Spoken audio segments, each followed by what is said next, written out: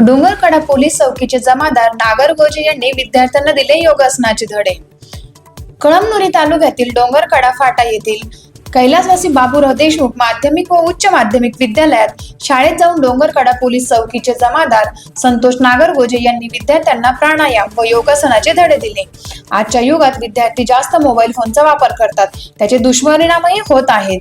तेव्हा शरीराला तंदुरुस्ती देण्यासाठी स्वतः योगासने प्राणायाम करून त्यांनी अनेकांची मने जिंकली। विद्यार्थ्यांनी नियमित योग व प्राणायाम केला पाहिजे अशी माहिती संतोष नागरगोजे यांनी यावेळी दिली। टाइम्स ऑफ महाराष्ट्र न्यूज साठी गोविंद देशमुख, हिंगोली जिल्हा प्रतिनिधी यांचा रिपोर्ट। प्रत्येकाने ठरवा, आजच तुम्ही आज समजा 4 तास अभ्यास करत असाल तर सकाळी योगासन करा किंवा सूर्यनमस्कार करा, सकाळी थोडासा शरीराला वेळ द्या। तीच तुमची कुवत 2 तास वाढून तुम्ही 6 तास बसू शकता न थकता। आलं लक्षात?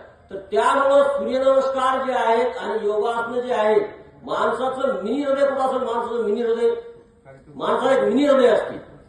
मिनी हृदय कुठं असेल माणसाचं, तर ते माणसाचं मिनी हृदय आहे आपल्या पोटरीमध्ये। पोटरी म्हणजे समजते, पिंडरी पोटरी समजते ना?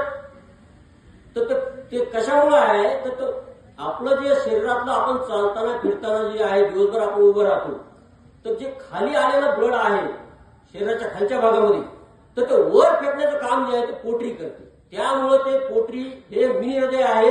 आणि जे डॉक्टर सांगतात नेहमी का बाबा वॉकिंग, रोड रन आणि वॉक, ह्या ज्या गोष्टी आहेत, तर याच्या मसल्स जे आहेत ते मजबूत राहिल्या पाहिजेत। त्यामुळं वॉकिंग हा एक चांगला व्यायाम आहे आणि सूर्यनमस्कार व बाकी तुम्ही कराल ते पूर्ण तुम्हाला किती काही केलं तरी कमीच आहे सगळं। आणि मी सांगतो की बाबा मी योगासनामधलं प्रत्येक आसन करतो, प्रत्येक आसन, शीर्षासन असो, मयूरासन असो, गरुडासन असो, कुठे असो, प्रत्येक आसन हे करतोच। त्यामुळे जे आहे तर प्रत्येकाने आतापासूनच ठरवायचं का जीवना